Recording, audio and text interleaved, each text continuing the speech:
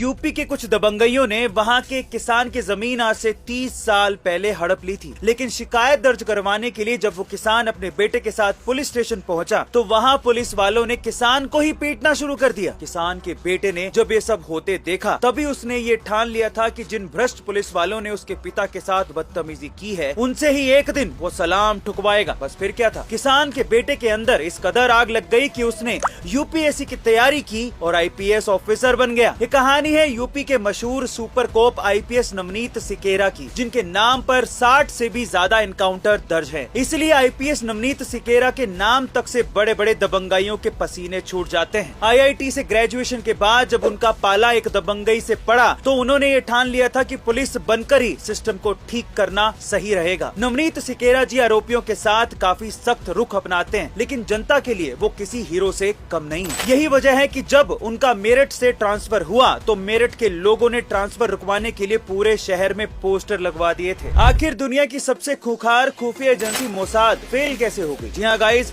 अपने दुश्मनों को चुन चुन कर खत्म करने के लिए मशहूर दुनिया की सबसे तेज तर्रार इंटेलिजेंस एजेंसी मोसाद हमास के इस हमले से अनजान रह गई। कैसे, चलिए जानते हैं। दरअसल इस हमले से पहले मोसाद का पूरा ध्यान वेस्ट बैंक में फिलिस्तीन और इजराइल के बीच चल रहे विवाद पर था। साथ ही इजरायली आर्मी का ये मानना था कि साल 2021 में हमास पर किए गए हमले के बाद हमास शांत हो जाएगा, लेकिन इसी शांति में गाजा पट्टी में मौजूद लड़ाके बड़े हमले की तैयारी कर रहे थे। इस साल जून में इजरायली प्रधानमंत्री ने जब वहाँ की न्यायपालिका के खिलाफ एक बिल पास किया तो जनता और आर्मी भी पीएम के खिलाफ विरोध करने लगी थी। और तो और आग में घी डालने का काम तब हुआ जब इजरायली आर्मी ने इस साल अप्रैल में अल अक्सा मस्जिद पर हमला कर दिया था, जिससे मुस्लिम देशों का इजराइल के खिलाफ गुस्सा भड़क उठा। इसी कमजोरी का फायदा उठाते हुए हमास को ईरान की मदद से तैयारी करने का मौका मिल गया, लेकिन इन सब में मोसाद गाफिल रह गया, जिसकी वजह से हमास इतना बड़ा हमला कर पाया। आप लोगों ने ज्यादातर होटल्स में ह्यूमंस को काम करते देखा होगा,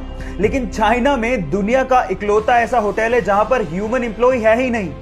तो वहां काम कैसे होता है? वहां काम होता है रोबोट्स के द्वारा, छोटे से लेके बड़े काम तक, रिसेप्शन से लेके रसोई में खाना बनाने तक और उसे परोसने से लेके सफाई तक का काम रोबोट करते हैं। और इन सारे रोबोट्स को एक सेंट्रल कंप्यूटर कंट्रोल करता है। वहां पर रूम को खोलने के लिए फेस लॉकिंग सिस्टम लगा हुआ है। गाइस, इस पूरे होटल को चाइना की अलीबाबा कंपनी ने बनाया और इसका नाम है फ्लाइजू।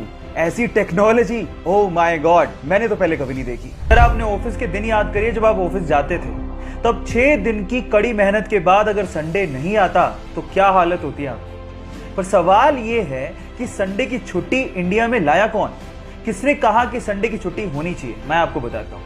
संडे की छुट्टी के पीछे जिसने सबसे ज्यादा एफर्ट किए वो थे नारायण मेघाजी लोखंडे, जो 1881 में संडे की छुट्टी के लिए आंदोलन पर बैठे। बहुत सारे लोग जुड़े और आखिरकार 1889 में अंग्रेजों ने माना कि इंडिया में संडे की छुट्टी होनी चाहिए। क्या ये आपको पहले से पता था? नहीं पता था तो चैट में लिखना मत भूलिएगा।